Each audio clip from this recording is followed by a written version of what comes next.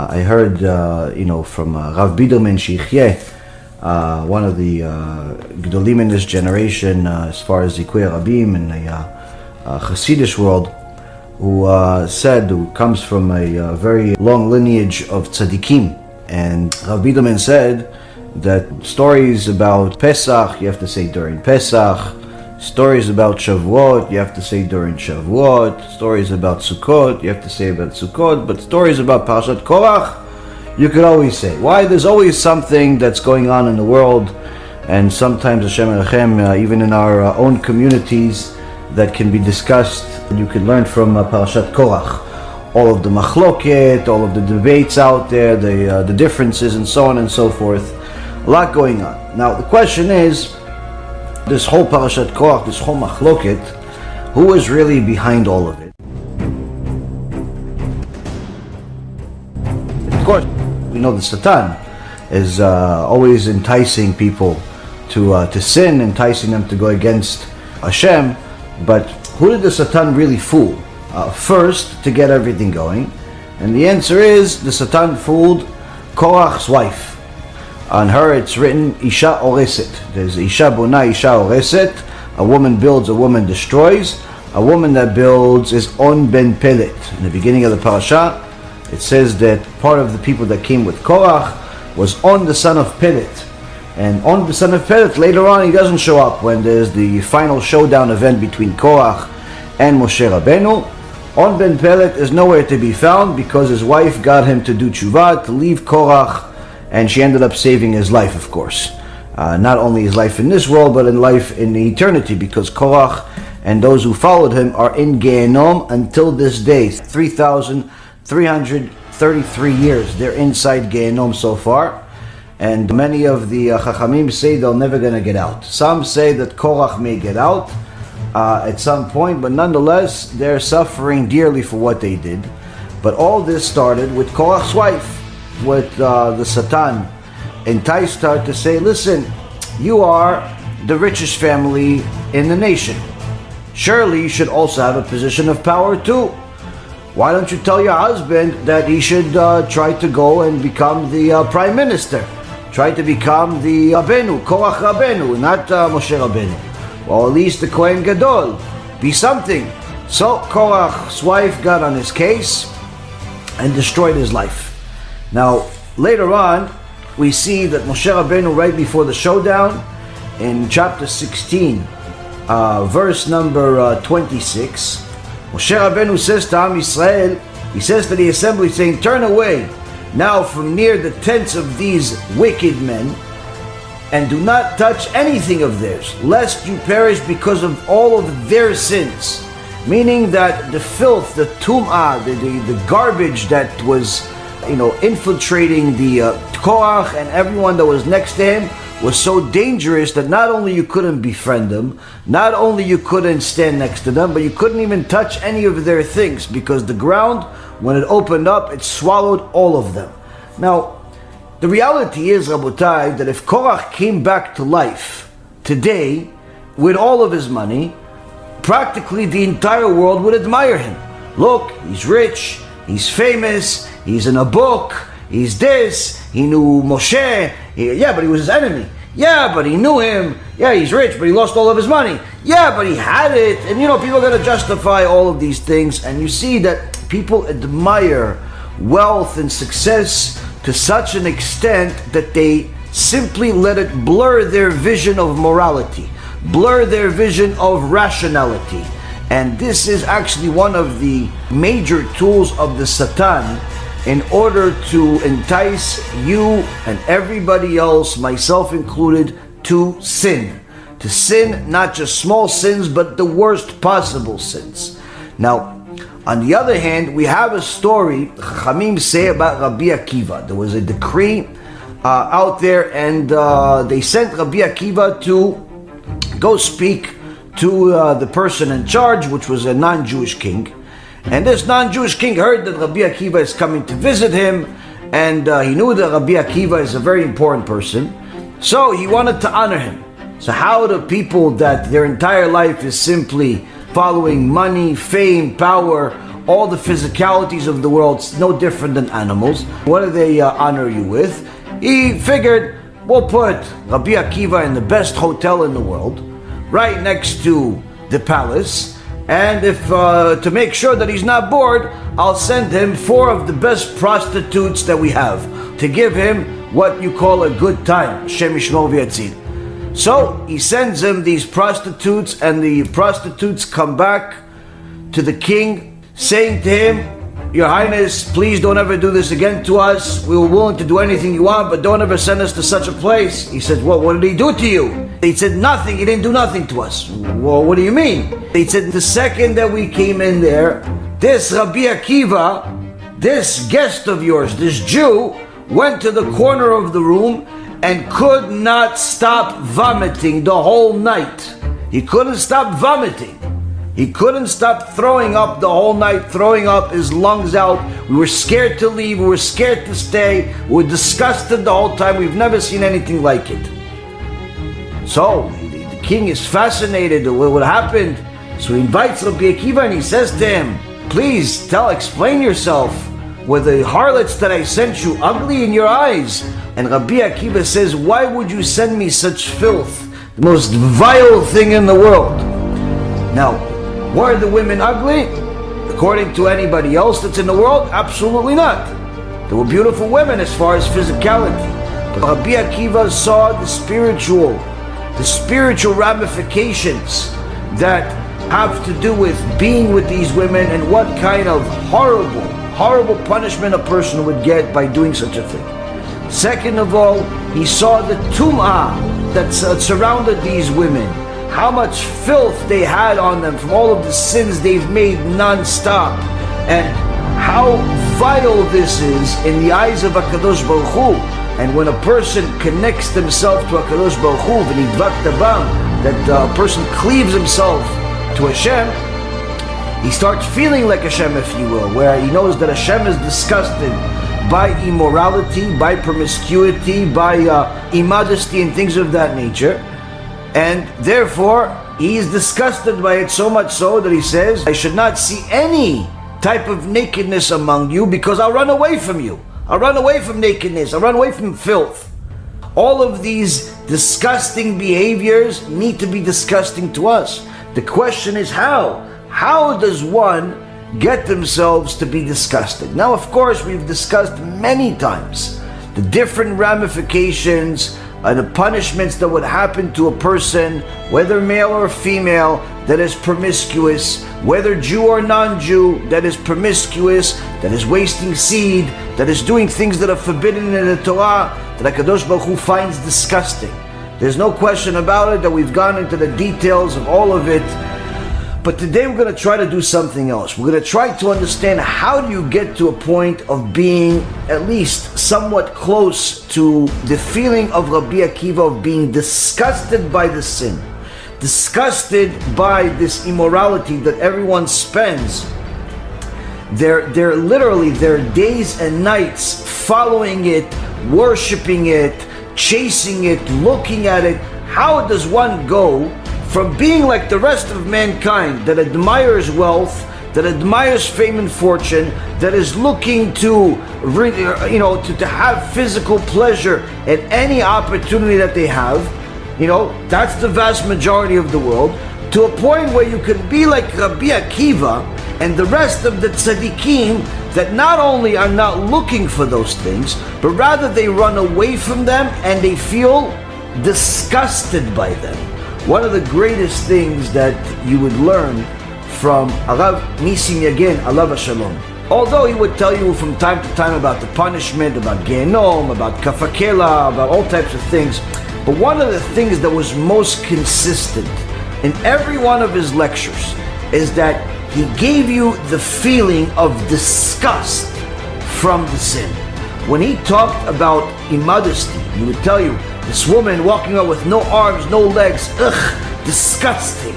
And he would make these expressions and just the way about him, literally, even if you weren't disgusted, now you became disgusted.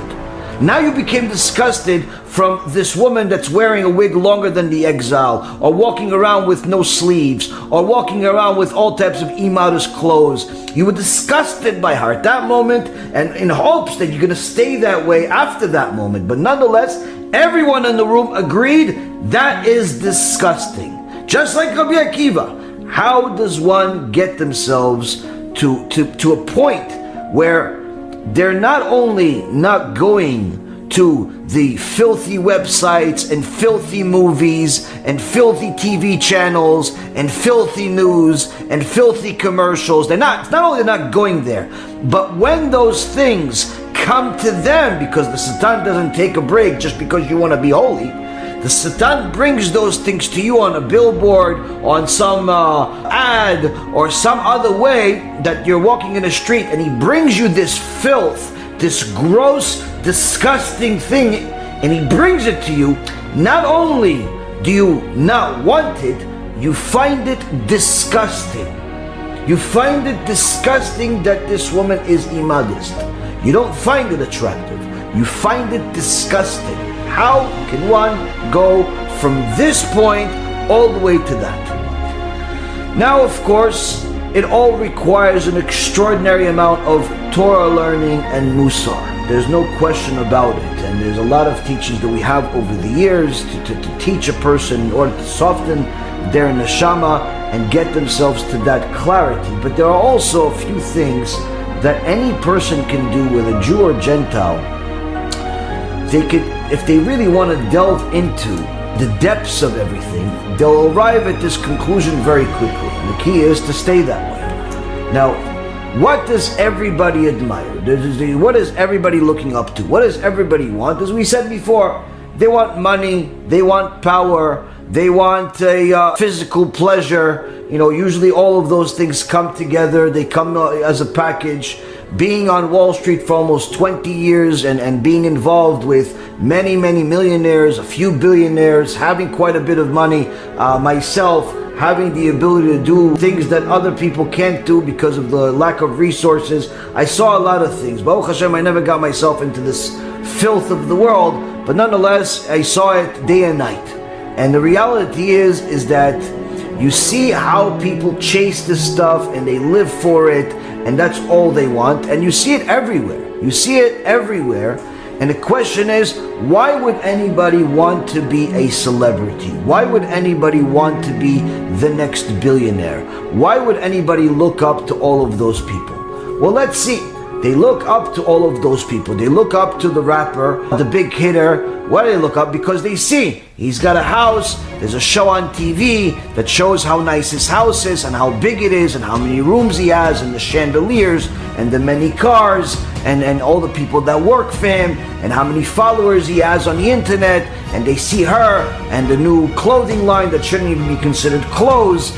Needless to say, they call it the clothing line. How many people follow her and how popular she is and how she has all the newest clothes and how the headlines say she makes all this money. And they see another person and they see they got a job and they have a CEO and they founded a company and they built it to become a multi-billionaire and they're on the Forbes 500 and they so on and so forth.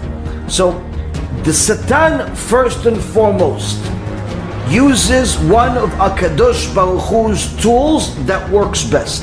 What does he do? He plants a seed. He plants a seed. HaKadosh Baruch Hu plants the seed of the tzedakah. What does he plant the seed of the tzedakah? This is in your tefillah and shachrit.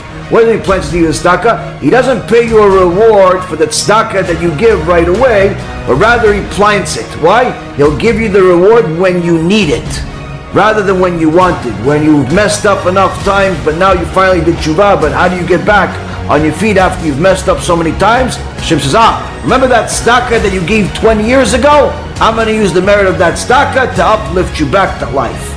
And so on and so forth. A person gets sick. HaKadosh Baruch Hu wants to give him a cure. And now he deserves to get that cure. But still, he needs to have the resources, the spiritual resources to have a cure. Hashem says, you remember that tzedakah that you gave for a Sefer Torah, or you gave it to a Talmid Chacham, this, I'm going to use a little bit of the reward that you're supposed to get in Olam Haba. I'm going to use it in this world for you to get you back to health, to get you back to life. The Satan, Rabotai Yekarim, does the same exact thing. He plants a seed, just differently. He plants a seed. What does he do? He gives you the illusion that this person that you are now seeing on a screen or in front of you in anywhere or another is the definition of success. He or she is the definition of success, of happiness, of glory. They are it. Why? Because they're showing you this person at their prime. This person at a point where everyone around them wants to be them. And you become one of those people. So he plants the seed. Number one, this is what success looks like. This is what you want to be like. She is immodest, and that's why so many people love her. You should be immodest. Her hair is out like some lioness. Your hair should be out. She's not wearing any clothes. You shouldn't wear any clothes. She's talking like some truck driver. You should talk like a truck driver. She is promiscuous and has had 5 husbands inside 5 years. You should have 5 husbands inside 5 years, and you should do everything she does. Why? It's cute.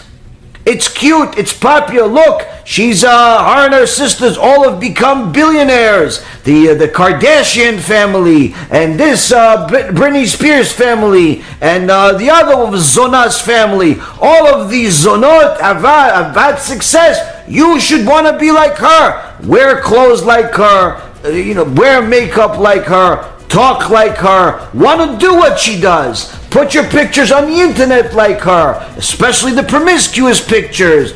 Pucker your lips like her, and act like her, and walk like her, and even say things like her, and perhaps even buy her product so people think you are her. And the reality is, Rabotai, this happens to the kids in your house that are surrounded by public school mentality, secular mentality, non-Jewish mentality. It's everywhere. Even inside the most religious communities in the non-Jewish world, you will see this as standard. I saw one time a documentary about perhaps the most so-called religious people in the Christian world in America, the evangelical Christians. About 60 million of them. They're the most aggressive missionaries out of all Christianity.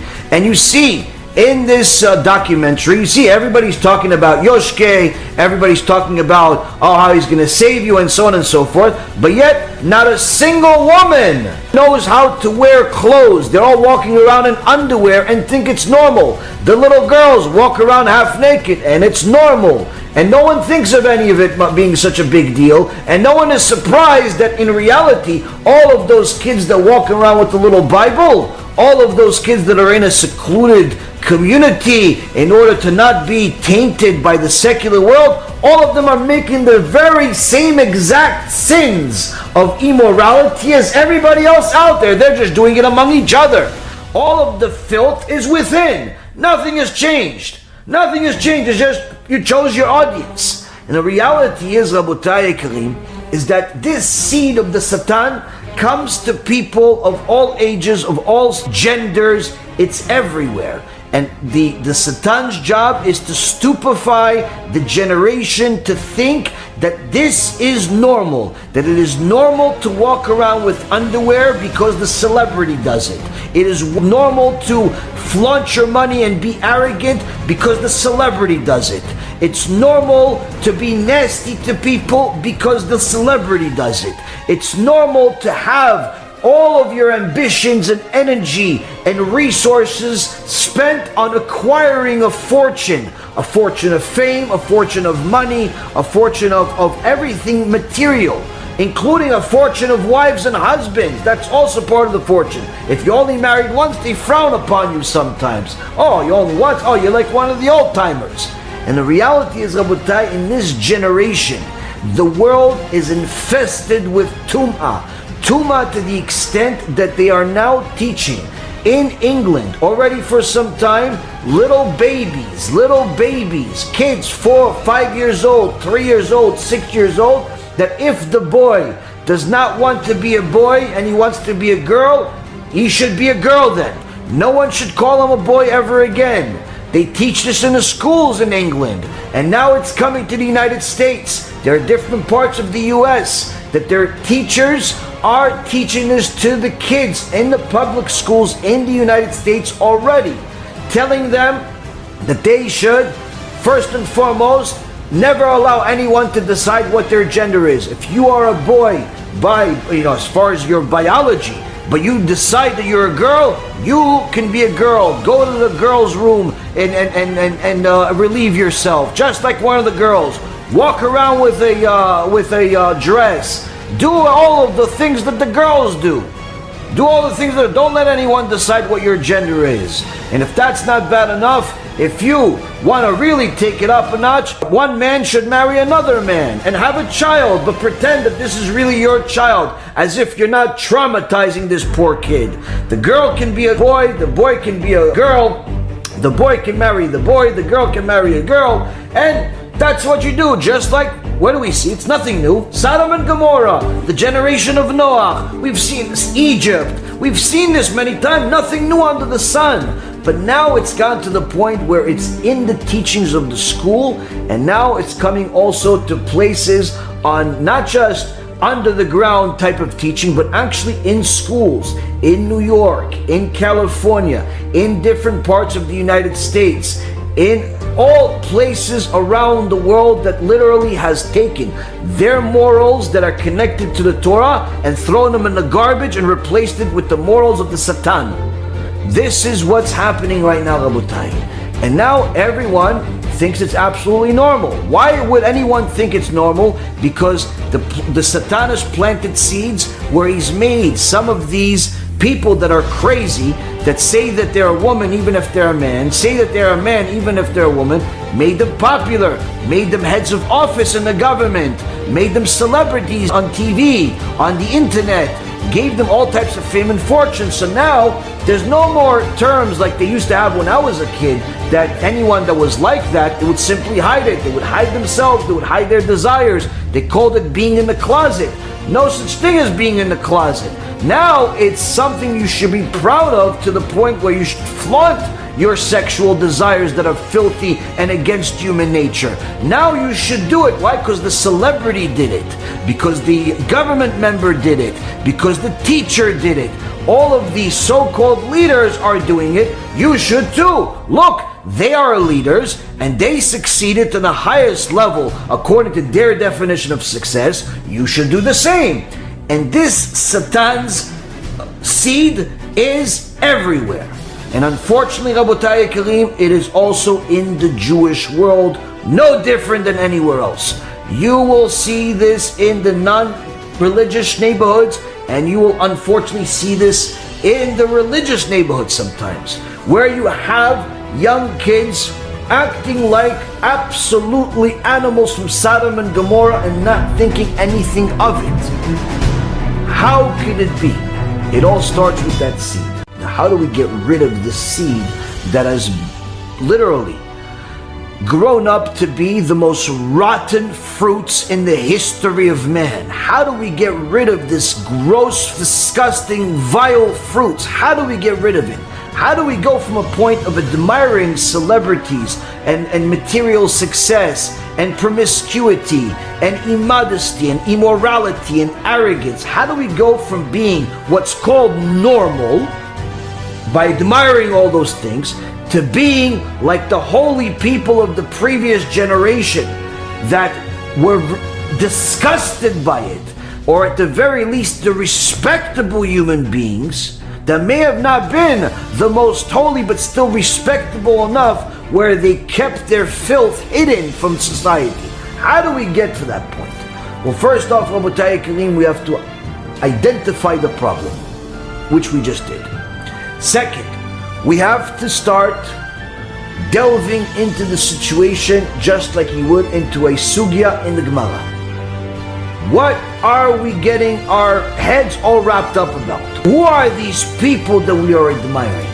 Let's see what really happens to these people. Who are these people that everyone admires? One of the most famous celebrities in the last 30 plus years is a cursed person by the name of Michael Jackson.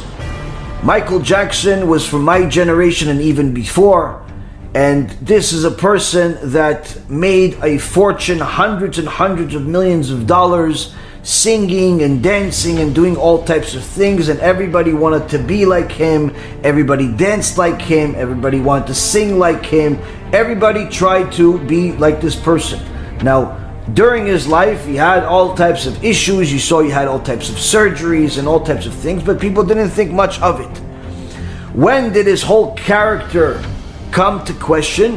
After his end, when he overdosed on drugs, and his rabbi, Shmuli Boteach, Yimach Shimo v'zichro, who was one of the people that he built his own fame from his relationship with Michael Jackson, let people know that his buddy died. The doctor that killed him told everybody the guy died, and so on and so forth. But then after he died, people started looking at his so-called legacy, only to find out that the rumors are true. Only to find out that it's actually even worse than the rumors. That this disgusting human being that looked like the epitome of success, of money and reputation and love by everyone and loved by kids, was a pedophile.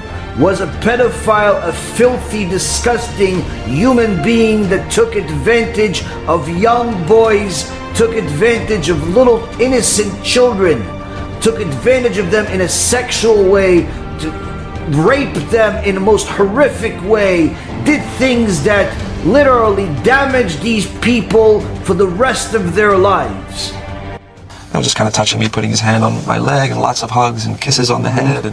And he would reward me with jewelry for doing sexual acts for him. 100% graphic, disturbing, intense sexual abuse. I can just say, for decades, Jackson put up this smokescreen, which was reinforced by, his family and the media as well, that he had this innocent love for children, and I just needed to make it absolutely clear that what was happening in that bedroom behind closed doors between Michael and Wade and between Michael and James was sexual activity. It wasn't affectionate cuddling. Everyone was so scared to ever say a thing because the illusion was so strong. Who would want to be such a person? Who would want to be a Michael Jackson, Yimach Shimo v'zichro? Who would want to be a person that looks like the pillar of success to society, but yet is raping young children on a regular basis in order to relieve his animalistic behavior, even worse than animals, because most animals are not homosexuals. Who would want to do that? And even yet, even the ones that are homosexuals, you're never going to see a lion rape a cub. You're never going to see that. Even if you see a lion aggressive with a lioness, it's going to be someone his own size. But no, this reviled human being, who is an exclusive human being that's admired and was paid hundreds of millions of dollars and got the admiration of tens of millions of people, that's what he did on a regular basis. That's the definition of success, Rabotai. That person, that's success to people. That's the reality of those people. Let's go further. You have another childhood star by the name of Macaulay Culkin, was famous for a movie called Home Alone. Young, cute-looking kid, looked like he hit success, made several movies that made a lot of people laugh, entertained a lot of people, and looked like this one was going to be a big success. What happened with this person that made tens of millions of dollars and had worldwide fame? Drug overdose, drug addiction, all type of psychological problems, all types of sexual problems, addictions, filthy, disgusting life, an excuse for a human being. Everyone admired what he was on a screen, but no one in the world ever admired what he was in real life. He's one of the people that people like literally shiver when they hear what happened to him. Next you go to another celebrity named Tiger Woods, one of the people that had an athletic ability and to hit a little ball into a hole, a sport named golf, and everyone admired him with all of the millions or billions of dollars that he made. He looked like he was put together, looked like a respectable person. even got new people to watch the sport because he was a person of color, and everyone said, oh, ooh, why, even a cool name, Tiger. Hey, what is he? Filthy, disgusting human being. Committed adultery on a wife that was loyal to him. Committed adultery on a wife that supported him. Committed adultery on a wife that was waiting for him and loved him. Cheated on her with countless different people. Not only that, became a complete addict to drugs and alcohol. Complete degenerate loser in society. Yelling at people, insulting people, and just being literally the best possible way to show the image that you admire is an illusion. That image that's in the picture on a lot of different sports gear of this person, it's an illusion. Why? It's not him. That's not him. That's just him when he's not him. Him that's really him is with the adultery and the filth and the immorality and the grossness and the drunk driving, putting people in danger. That's him. That's Tiger Woods. Furthermore, you go to a disgusting human being, a famous anti-Semite named Mel Gibson, made a fortune in the movie business, was an actor that everyone admired, only to be found one day saying anti-Semitic things, that he wants to kill Jews, that he hates Jews, that he's a complete alcoholic. Arrested for drink driving and made various anti-Semitic statements to the arresting officer, including telling him that Jews were responsible for all the wars in the world. A degenerate for immorality, a degenerate for anything that will get him to have some sort of physical reaction, a complete disgrace of a human being. That's who Mel Gibson is. It's not the one that you see in the movie. The reason why he's an actor like all other actors before and after is because the actor allows him to live in the illusion that everybody else is believing. Because the real version of him is a despicable human being that no one would ever want, and no one would ever want their child to be. Then you go to a person like Mike Tyson. Although Mike Tyson has tried to change his life, let's see what his life was really like. You know, was a powerful person, went into the vicious sport of boxing, was the best at what he does, punching people in the face, harming people as fast as possible and as strong as possible, and eventually also harming other people that he wasn't in the ring with, like the woman that he raped and ended up landing in jail, like all of the drugs that he consumed and all of the people that would get in his way, and completely took the fortune that he amassed of $400 million and lost every single penny of it, landing in jail with an extraordinary embarrassment where even after he came back from jail, he still had such animalistic behavior. I don't know anything about that. I don't know nothing about numbers. I just know what I can do. How about kill this mother? Such animalistic behavior where he was already used to whatever he wants he's gonna get. And as soon as he doesn't get it, the animalistic behavior gets even stronger, to the point where when he was trying to return to the ring, trying to return to the vicious sport of boxing, what did he do? He bit the opponent's ear off. That's not part of the sport. Only an animal bites. But yes, Mike Tyson, admittedly, animal. Now, all the drug addiction, all the sex addictions, all the filthy, who would want to be such a person? So how come so many people pretend even till this day, they want to box like Mike, they think they're like Mike, they're going to be like him? Why? Because they're attracted to an illusion that you see in a ring for a few moments. Not the real Mike Tyson, not the person that went home after he beat a person senseless, not that person, not the person that raped a woman, or perhaps maybe even more, not the person that lied, not the person that was addicted to drugs and sex, not a person that was a complete degenerate for the rest, for all of his other life, all the other time outside of the ring. No one wants to be that person. Everyone wants that moment when he's on the screen and he has his hand as the winner. Everybody wants that moment.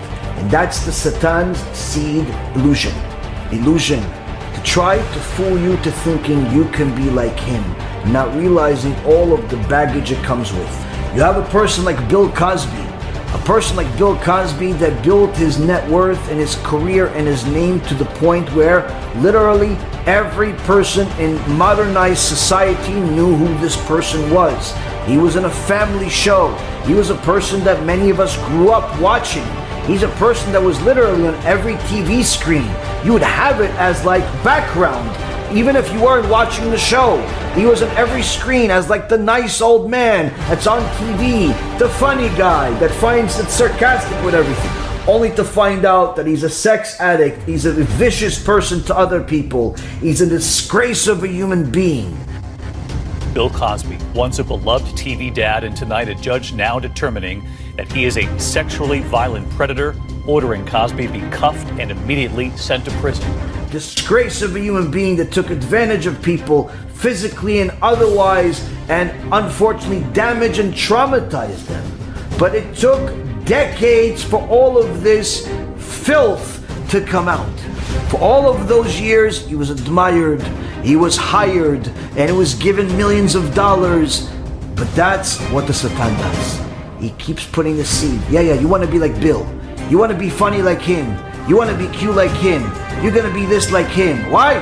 He's on TV.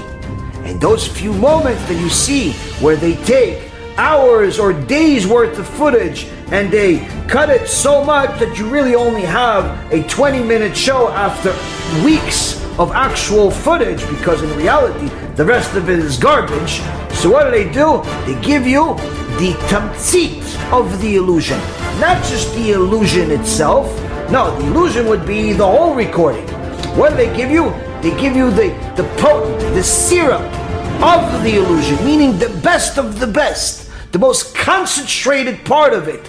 That's the illusion they put on TV, that he's always funny, and he's always happy, and he's always this, and that is literally the pillar opposite of who he was in real life. Next, Kevin Spacey, a person that anyone that watched some of his movies admired his acting. Movies like, I think it's Usual Suspect, which I have been myself, have taken one of the quotes that he said as one of the things that I always had in my head, which is the best thing that the devil has ever done was convince the world that he doesn't exist. Now this is a fantastic genius quote, and it's true, it's in the Torah itself, but nonetheless, Rabotai Yekarim, this acting in that movie and countless other movies that earned this person tens of millions of dollars, if not hundreds of millions of dollars, came at the price of destroying people's lives, pedophilia, and all types of immoral behavior, sex addiction, drug addiction, and everything else, just like everybody else that we talked about. That person that you saw on the screen, that you admired and perhaps even wanted to be like for a few moments or even longer, was literally murdering the souls and bodies of countless people while you were admiring him.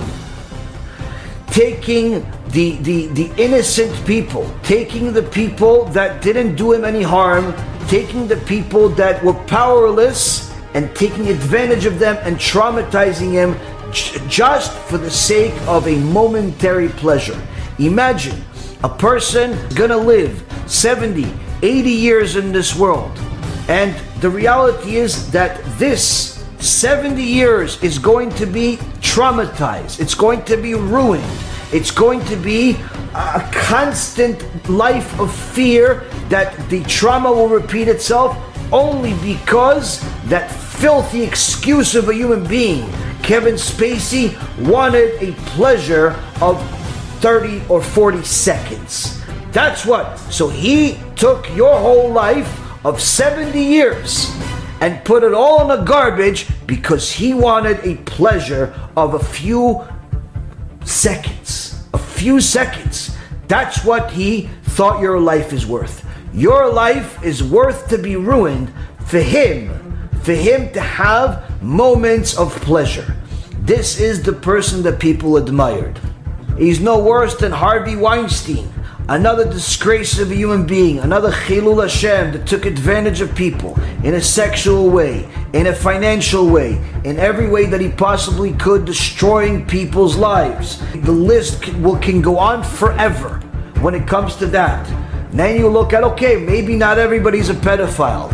Maybe not everybody's a sex addict. The truth is that practically all of them are, in one way or another, just not necessarily always criminal. But you have people like Nicolas Cage that amassed the wealth of at least $150 million, getting paid $40 million per movie. $40 million per movie that could literally feed a civilization in Africa. This person got paid just to be in a film that's going to be on a screen for 90 minutes. $40 million. All of that money in the garbage, declared bankruptcy. A person by the name of 50 Cent, very popular rapper that was very violent both in his words and in his life, very arrogant. That was his whole show. I myself used to listen to his music and found it entertaining. But the reality is, when you look at his life from a Torah perspective, from a moral perspective, you see how immoral this person is, how vicious he is, how disgusting he is, to the extent where this person not only ended up amassing a great fortune, but also not losing a great fortune, but also, despite having it or not having it, he's still a deadbeat that he always was, not paying child support for the kids that he had, with the many countless women that he was with because of his immoral behavior. Because to him, to be immoral, that should be admired. To be with many women, that is something that is to be aspired to be. That's what a lot of guys want to do. They want to be with many women. They want to be like a 50 Cent or a celebrity that can get any girl that he wants. But the truth is, do you want your daughter to be one of those girls? Do you want your daughter to just be that tool that he uses? Do you want your daughter to be one of those girls? So how come you feel okay for being one of those guys? Because you know that HaKadosh Baruch Hu punishes measure for measure.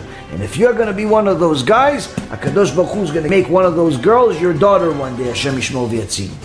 And you see this person that was a deadbeat like many of the others that we're going to talk about. Another person that called himself, showed his addiction to physicality so much that he literally nicknamed himself Money. Money Mayweather, the famed boxer who made a fortune, tens and tens of millions of dollars boxing and being a celebrity and being someone that was very a good athlete and so on.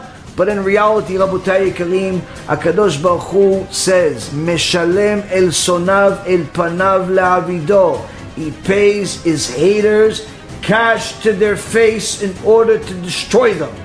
And that's exactly what happens with every one of these celebrities, every one of these people that are in power and misuse it. You see, this Money Mayweather all had to come out of retirement and go box a YouTuber. A guy that never boxed a day in his life. He had to go box him just so he could live his life, because he literally lost his money to the point where he had to come out of retirement to pay his debt. After making literally tens and tens of millions of dollars per fight.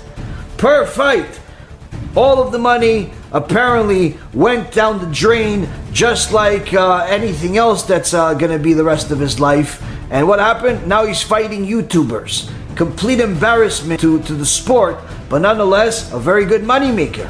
Very good moneymaker, but really, this is what people admire.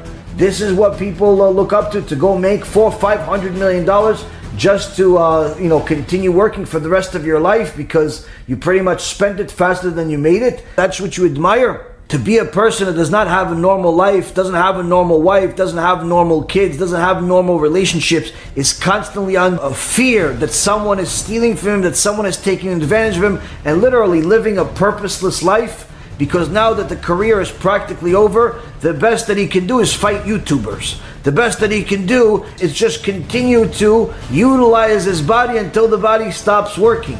But the reality is that this is all coming to an end. It's come to an end, but he's trying to, get the last drops of water out too. So this is what people admire. A person that made hundreds of millions of dollars that does not even have the money to pay $20 million in debt. Now, you have a person like Mark Twain, a scholar that people admired. His own publishing company declared bankruptcy. All of his notoriety, all of his fame, it's only by a few people that call themselves scholars in this generation. He himself did not enjoy it during his life because he ended up declaring bankruptcy. Dennis Rodman, another famed basketball player, got to such an extent after making so many millions of dollars, you would think this person would have enough money not only to live the rest of his life, but to build a country. Instead, he not only wasted all of his money on drugs and all types of disgusting behavior, but he got to a point of being such a despicable human being that he got caught stealing $500. A person that literally used to make $500 a second ended up getting caught stealing $500. These are the people that people admire. And you think it's just the most recent people? No, this has always been the case. You have celebrities like Wayne Newton, Meatloaf, Willie Nelson. All of these famed celebrities literally made hundreds of millions of dollars. Their homes are known, their names are known in practically every home of the people that lived during their high time. Everybody knows who they are. The reality is, they wish they didn't. They themselves wish nobody knew who they were. They themselves wish that they could just go to the deli, buy their little sandwich, and go back to their little shack, hole in the wall somewhere in society, and no one would remind them of their glory days that they can never ever get back to. Because these are people that are has-beens, and one of the most horrendous sufferings that a person can have is to be a has-been, to be a person that is everybody reminding him of his past the rest of his life, even though he's not an inkling like it. He's nothing like it. Now, a lot of people like to admire some of the very wealthy people on Wall Street. I was among some of these people. I met some of these people, meaning that I saw some of these people in lectures, talked to them at times, and so on. And people like to admire some of these people. Some of the most famous you look at, Warren Buffett. He's been practically the Wall Street grandfather for probably the last 50, 60 years. It seems like he's been 100 years old for 50 years already, making billions of dollars, extremely successful, and you would see, oh, this person seems like a nice guy, he seems moral. But if you actually look at his actual real life, there's nothing to admire. With all of the money that he has, with the hundreds of billions that he has, he still lives in the same house that he bought 50 years ago.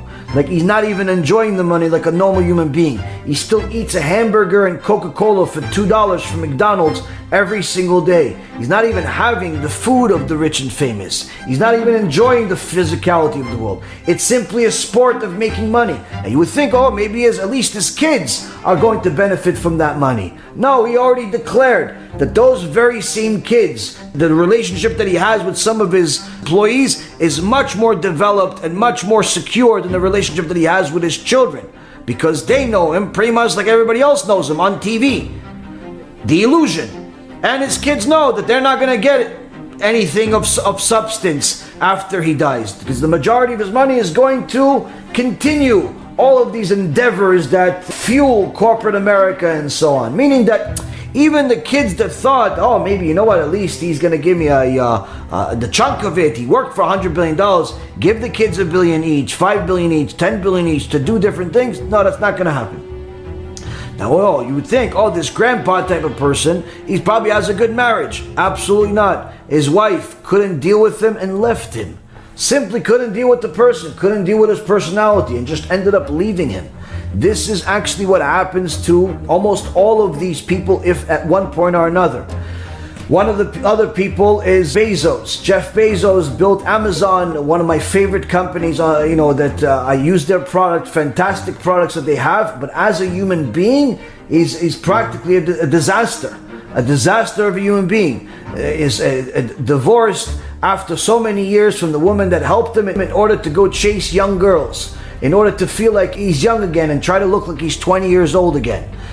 This is a person that made practically every employee or every person that came into a meeting with him cry in the meeting on a regular basis. It is well known that the meetings that they would have with him, the conversations they would have with them, would lead people to anxiety attacks and literally being traumatized by simply talking to their boss. This is who you admire? You want to be one of those people that tortures people and causes them literally anxiety just by them being employed by you? This is what you want to be? Or perhaps you have people like, not just Bezos, you have like Steve Jobs, amassing notoriety and billions of dollars, only to live just long enough to see some of his products come out but died because all of the money that he made from those products was not enough to buy him a single liver to save his life. A single liver to save his life. Simply, he could not live another day and died the same atheist that he was his whole life, with a lot of regrets. As the verse says, ɁļʰԱiန့, the wicked live a whole life full of regrets. And he himself said he regretted that he lived as an atheist. He should have looked into it further. But he was too busy chasing the physicality. This is what people admire. This is what people want to be like. And the reality is, Rabotai, when a person knows that all of those people that they admire are literally a disaster of a human being, you start thinking to yourself, why do I admire these people? And there's no exceptions. It's any celebrity that you look at, any athlete that you look at, if it hasn't happened to them already, it's going to happen to them. But generally speaking, their whole life is full of immorality, divorce, adultery, every single type of crime that they can commit and think that they were not going to get caught, they do. Because that in essence is the thought of the people that want that type of power, is a life of complete freedom. Freedom to the extent where they can commit crimes against humanity without any recourse. But HaKadosh Baruch Hu sees everything. HaKadosh Baruch Hu makes sure that everybody has to pay the bill. And all of those that desecrate Hashem's name in private, He will expose them in public at some point, as the Mishnah in Avot says.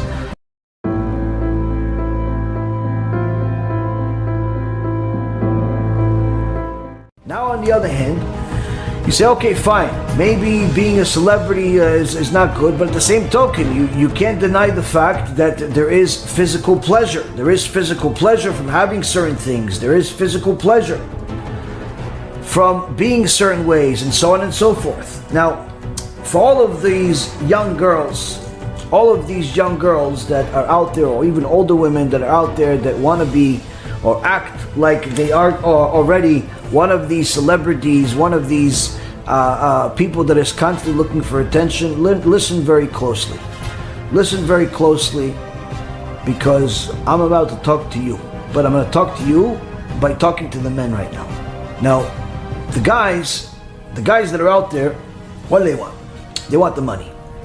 Why do they want the money? Because they want the power. Why do they want the power? Because they think that if they have the money, they'll have the power, and therefore the power will give them the girl. Which girl? Any girl. Simple. Any girl. What about getting married? Oh yeah, we'll get married too. But also maybe the secretary, maybe the this, maybe the that, all that stuff. Okay. How could Rabbi Akiva get to such a point that he's so disgusted by that behavior that he threw up?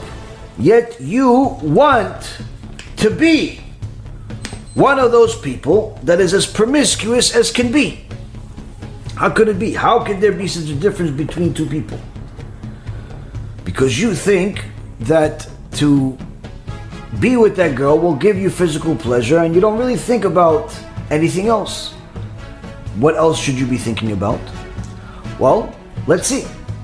If the girl that you found in some nightclub or some store or wherever you found some garbage pail, and you got her to give herself to you and to be able to act like a husband and wife, even though you're going to throw her out moments after you end your pleasure, or perhaps you're going to pretend like you're going to be with her by dating her for a few months, or perhaps you're going to pretend like you're dating her while dating for several other women, thinking you're the only smart one. The truth is, though, if she gave you pleasure, that means that she's just like you. That means that just like you're looking for physical pleasure, so is she. And just like you don't want to be with her all the time, she doesn't want to be with you all the time. Guess what? It's much easier for her to find a partner than it is for you typically. And guess what? When she comes to you and you think, I'm Mr. Macho, all you're really doing is cleaning up the filth that another man left moments before you. That's the reality. That is the reality. You are simply cleaning the filth of 1, 2, or however many dozen of people she has enjoyed herself with also, because she's an animal just like you. That's what you're doing. One of the most disgusting things you can possibly imagine is for one manly man to ever even think that another man's seed, another man's filth would ever touch him. It's not only touching him, it's on top of him and it becomes part of him. Why? Because that's where she was moments before she was with you. She's simply like the village bicycle. Everybody gets to use it. She's like used property and you are klisheni. You're like the second tool. She had this, now she has you, and maybe moments later she'll come back to something else. What, you think you're the only smart one that knows how to pleasure himself? No, she knows it too.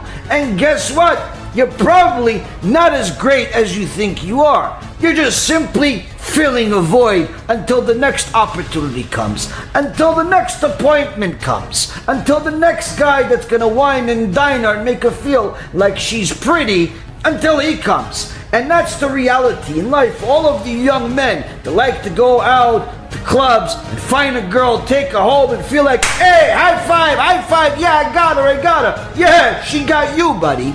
She got you, and him, and you just won one of the appointments. She's simply a free prostitute. And you, my friend, are in a bed with 3 different people, not one. You're with 3 different people. Now you think I'm making this up because I used to be secular? No, it's in the Gemara. It's in the Gemara, Rabotai. This is not Yaron Reuven. This is the Gemara. Rabotai Yekarim. The Gemara says some of the most horrific things you can possibly imagine that go on in society today as if it's standard. As if it is standard, Rabotai. The Gemara in Masechet Pesachim, page 112a, says a person that's a divorcee should not marry another divorcee while a husband is alive. If he's divorced, why shouldn't he marry a divorced woman while a husband is still alive? Because when they are in bed, there are 4 people. When the divorced man and the divorced woman, they're together, there's 4 people in bed. Why 4 people? He's thinking about his ex-wife. She's thinking about her ex-husband. So there's 4 people. He is cleaning the filth of her ex-husband left. She is also doing the same thing with her. Same exact thing. There's 4 people in the bed, Rabotai Yekarim. And guess what?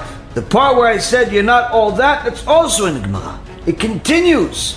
Also, you should know that she may end up resenting him.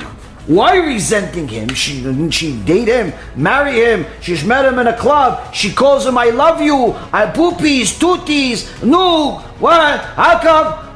Because not all fingers are the same, the Gemara says. Not all fingers are the same is a euphemism for the male member. She doesn't think that your finger is the same thing as the guy that was right before you. That's what it is. But you did clean up the mess though. This, Rabotai, is what happens when you treat yourself like an animal. You find animals. You treat yourself like an animal, HaKadosh Baruch Hu matches you with animals. And just so you know, this is not the only place in the Gemara.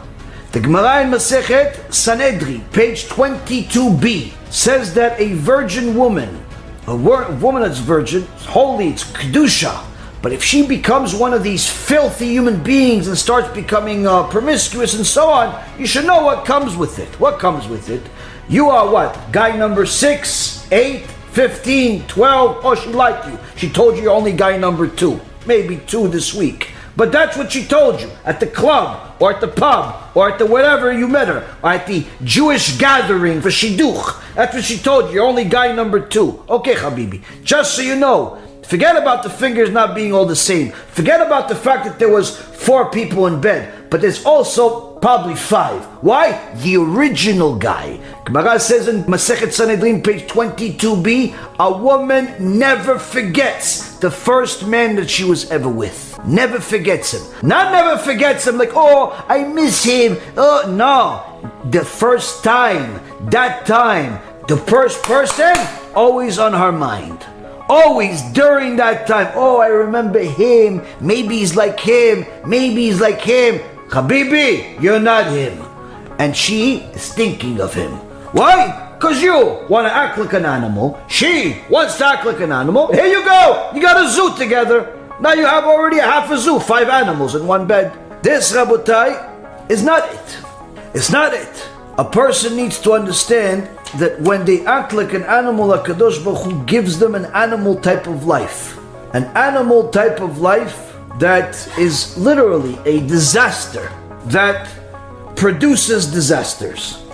What kind of disasters? Many people like to frown at the Kabbalah teachings where it says that when you make a sin and you die, part of the tikkun of the sin is to be reincarnated, perhaps with some type of defect or so on. If you didn't watch your eyes, perhaps you'll come back to life blind, and so on. If you said Lashon Hara, you'll come back autistic. And people tried to make a whole big thing of it when Rav Mizrahi said it years ago, as if it's a new teachings, as if it's only in the Kabbalah. It's not only in the Kabbalah, it's in the Gemara. It's in the Gemara, Rabotai. It's in the Gemara, Ribono Shel Olam. It's in the Gemara. What does the Gemara say? What does the Gemara say? Gemara, Masechet Nedarim, page 28. Says a few things. First and foremost, you should know, you like to talk to girls? V'al tarbe sicha im isha shesofach lavo lidei niuf. You like to talk to girls, you have a girlfriend and so on, for sure you're going to sin. For sure you're going to come to lewdness. For sure you're going to end up wasting seed, promiscuity, immorality. There's no such thing as platonic relationship in Judaism. Second, you don't think that's enough? Okay, fine. Anyone who looks at women, likes to look at girls on the internet, in real life and so on, for sure will have kids that are not of good character. Your kids are going to call you by your first name. Your kids are going to yell at you. Your kids will disrespect you. Why? You don't watch your eyes. You have a spiritual defect. HaKadosh Baruch Hu pays for that with a defect in your kids. Now that's not enough, right? Gemara says that a person that wants to be a holy Jew has to become embarrassed of such things, embarrassed of them. But he's not. So comes Rabbi Yochanan ben Davai. Rabbi Yochanan ben Davai says, the ministering angels told me 4 things. There are lame people. Why are there lame people? People that born paraplegic because of the mipnei shofchim shulchanam. Because people that overturn the table, the Gemara says, using euphemisms for all types of inappropriate behavior, immorality. Why are there mute people? Because they kiss that place. Why are there people that are both mute and deaf? Because they converse at the time of cohabitation. Why are there blind people? Because they gaze at that place. Meaning, Rabotai Yekarim, the Gemara says, we're not even talking about looking at pornography and wasting seed. Simply living a life addicted to physicality, addicted to that type of thing, produces all of the defects that you see in the world, all of the defects that you see in the world that are very difficult to deal with. Now, of course, sometimes those people that come to the world are special neshamot of tzadikim, not reshaim. Doesn't make their parents' life any easier. But not all of them are tzaddikim. Not all of them are holy. Some of them are pure, some of them not necessarily. But needless to say, why do the parents get them? The parents get them because they were not holy. The parents get them because they were trying to be like the people they see in a pornography film. Trying to be like the people they see in some Hollywood film. They try to play acrobatic. They try to do all these different things with different people in different ways, in different filthy, animalistic behavior. Kadosh Baruch Hu says, you want to be an animal? Okay, well, I don't want you to be an animal, so I have to keep you busy in a different way. I want to keep you busy in a different way. So, Rabotai Karim, you have to think about it this way. Are you going to admire a filthy, disgusting disgrace of a human being like Madonna that has literally been with enough people to build an army? That's what you want to be like? That's who you admire? You want your daughter to be like her? Or all of the people that follow her, all of the modern day singers, you want her to dance like them and be promiscuous like them and have 5 or 10 or 20 or 50 husbands? That's what you want? You want to clean the filth of another guy for the rest of your life because you're a filthy human being? You're admiring a woman that's being raped by people on a screen? That's what you admire? You want to be there? You want to be the rapist? You filthy disgrace of a human being for that moment? That's what you admire? That's what you want to be like? You're watching pornography. Do you know that most of the pornography out there, it's not the intimacy as a result of her wanting it. Sometimes you'll actually see things on the internet that are actual rape, but they portrayed as if it's out of her wanting it. That's what you want to be like? You want to be a rapist? You want to be a pedophile? That's who you admire? You have to think about this, because if that's what you admire, you can rest assured you're going to have a kid like this. You're going to have a boy that wants to be a girl. You're going to have a girl that wants to be a guy. You're going to have a girl that has 50 husbands. You're going to have a boy that is addicted to pornography, like some of the young men that I've had the pleasure of helping, but it's a very big job. Very big job. It's a lot of work, but some of the men that I met, literally, when I met them, they were so addicted.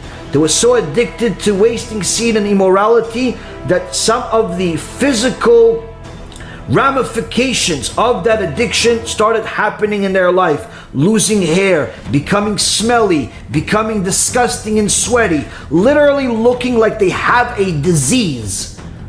I've met these young men, and Baruch Hashem, most of them I've succeeded in helping to get them out of that tumah. You want to be one of those people? You are one of those people. You're admiring a woman. You're admiring a guy that's raping a woman. You're admiring a man that's full of filth. He's full of tum'ah. That's what you want to be like?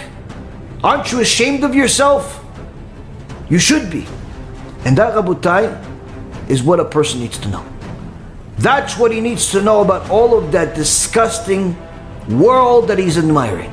If you're talking about money and power, it comes with a lot of baggage, because all of the people that are giving you, that desire to have this money and power, I just read you off a small microcosm of the list. A small microcosm of that list, but you'll find it in all of these celebrities. Endless amount of them are pedophiles. Hollywood has a pedophile ring, a well-known pedophile ring, which we even know somebody that unfortunately went into that young boy and never came out. Never came out. Was taken by these people, never came out. No one knows if he's dead, if he's alive, who knows. I even have a former classmate that was part of that filthy, disgusting world of politicians, and was one of the boyfriends of the politicians. Mysteriously drowned. Expert diver mysteriously drowns. It's like saying a fish drowned. Rabotai Karim, who are you admiring? Shlomo HaMelech says, Ish lefi ma'alalo, Ish lefi ma'alalo. A person is who he admires. You're admiring these filthy prostitutes. You're admiring these filthy, disgusting pedophiles. You're admiring these vicious, arrogant people that destroy lives. Or perhaps you're admiring that woman that has the filth of countless men inside her. Or perhaps you want to be the man that's one of those filthy people. Which one is it? The only way, Rabotai, the only way to avoid all of the disgusting, vile things that I've said over the last hour is by being what HaKadosh Baruch Hu said in Parashat Kedoshim. Kedoshim tiyu ki kadosh ani. You be holy because I am holy. How are we holy? The Gemara in Masechet Shabbat says, Am Yisrael Kedoshim em. Am Yisrael is holy. Why? Because even when it comes to their intimacy with their own wives, it's at night. It's in modesty, so the walls don't even see them. So no one even thinks about such a thing, of recording such things, of acting in such filthy, animalistic ways, because that's the ways of the animals. We are holy, we are tzaddikim, we are Kadosh Baruch Hu's people, and everybody can be like this. Everybody can be holy by stopping first being animalistic. That's the first step. It's the first step. How do you stop being animalistic? Know who the animal is and do everything the opposite. This, Rabotai Karim, is a little bit food for thought, very different than a lot of the shurim that we've done, simply to show you what people literally lose their world in this world and the next world over. She is looking like a prostitute celebrity because she wants to be like one, even though she will never be like one. But she's losing this world, she's losing her marriage, she's losing the respect of her children, she's losing blessing from Hashem, and she's losing Olam Haba. All because she wants to be like some prostitute that is here today, gone tomorrow. He, the same thing, thinks that he's going to enjoy this world, have a good time, go on vacation without his wife, maybe find a girlfriend for a day or two. He loses this world and he loses the next world. Why? Because he acted like an animal. But if a person wants to be holy, HaKadosh Baruch Hu says holiness begins with the way we express our sensuality, with the way we express our intimacy in a holy way, with the way we protect our eyes, with the way we protect our speech, with the way we protect our mind, with what we admire, with what we look up to. That is how it all begins. If you admire filthy, disgusting people, that's who you will become, and that's who your kids will become. If you admire the tzaddikim, that's who you can become. There's no way you can become a tzaddik without admiring tzaddikim. And there's no way you can become a tzaddik as long as you admire the filthy people of society. This, Rabotai, is a very critical teaching that a person needs to literally visualize the filth that he's admiring, hence the reason why I had to get rabbinical permission to say some of the things that I said today. And Baruch Hashem, I got it. It's important for a person to know that all of what I said is in the Torah, and it's one of the most important things that a person needs to understand in order to stop admiring the filth. Stop admiring the filth of society. Because as long as you admire money, admire everything that comes with it, then you can say, no, I just admire that he has a lot of money. No, Habibi. You admire what he has as a result of money. And you're not realizing that behind the scenes, there's so much baggage. There's so much baggage that it literally creates tumah. It's a factory of impurity. You have to admire the righteous people if you want to be righteous. You have to admire them and you have to be like them. Whether Hashem decides to make you wealthy, married, house full of kids or not, all the results are in the hands of Hashem. But our actions lead Him to decide what the results are. This, Rabotai Karim, is a very critical, fundamental teachings that is necessary for each one of us to repeat once in a while when our mind is infected by some of this impurity of the world, because it seems like this world is just getting more and more impure by the day, and if we don't start being clear with what we need to do in order to protect ourselves, everything else is in vain.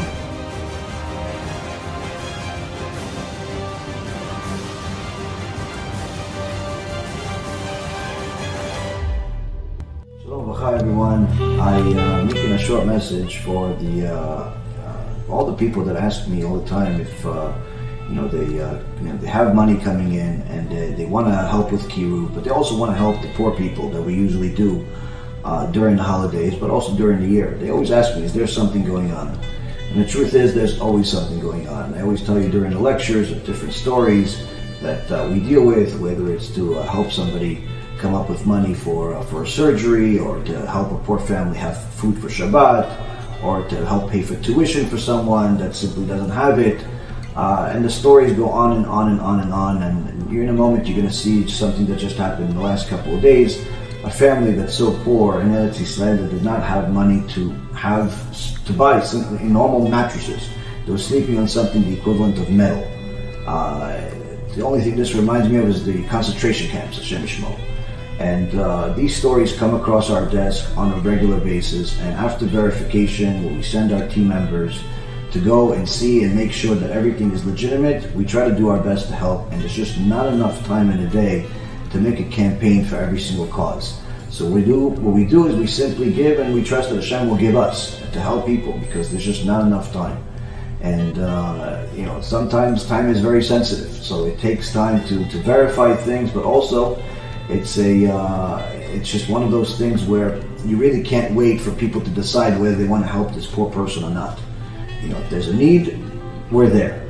And BeEzrat HaShem will continue to be there. So for any of you that is contemplating what to do with that maaseh, with that 10% that you give, that you need to give as a Jew and also as a non-Jew, for the sake of Torah, whether to give it just to kiruv, or to give it to help people do tshuva, or to give it to help poor people, and how to mix it. Bottom line is, our organization does it all, and we do it on a regular basis, and there's simply not enough, because there's so many people that need help. It breaks your heart. And you'll see that in this video, our team member, it breaks your heart, our team member starts crying. That's how hard some of these situations are. And we try to publicize a lot of the different videos without embarrassing anyone and showing faces, to show people that their money is going to good places, to help people not only do tshuva, not only publicize the Torah, publicize Hashem's name and His glory, but also to help people survive in this difficult world. So if you want to help us, you want to join us, you want to be a partner with us, BeEzrat HaShem is very, very happy to be a partner with you, and we look forward to hearing more and more good news, so we can tell you that you are part of another big miracle that happened to someone in Klal Yisrael. Call to בהצלחה. אנשים יקרים, אני באתי פה לבית של משפחה נזקקת. האמא אושפזה בבית חולים עם כאבים מאוד חזקים בגב. הבאתי לה עכשיו סל מזון לשבת. חשכו עיניי, אני בא לי לבכות, תראו על איזה מזרון היא יושנת, כל הברזלים בחוץ. תראו, על זה היא יושנת, מזה היא קיבלה דלקת שלא עוברת לה. תראו, זה המזרונים שהם יושנים אליהם. אני חייבת את העזרה שלכם. אני פשוט ישבתי על המיטה, כל הברזלים תקועים לה בגב. תראו מה זה, אני פשוט נוגעת בברזל. על מה אמא יושנת? יושנת על ברזלים? בגלל זה כואב לה הגב? כן? עכשיו אנחנו מביאים לה מזרונים חדשים, ונשים לה על המיטה. תודה רבה לארגון BeEzrat HaShem ולרב ירון שדאג לפני שבת למשפחה נזקקת למזרונים חדשים. הם ישנו המשפחה על מזרונים קרועים עם ברזלים בחוץ. ארגון BeEzrat HaShem אין עליכם בעולם.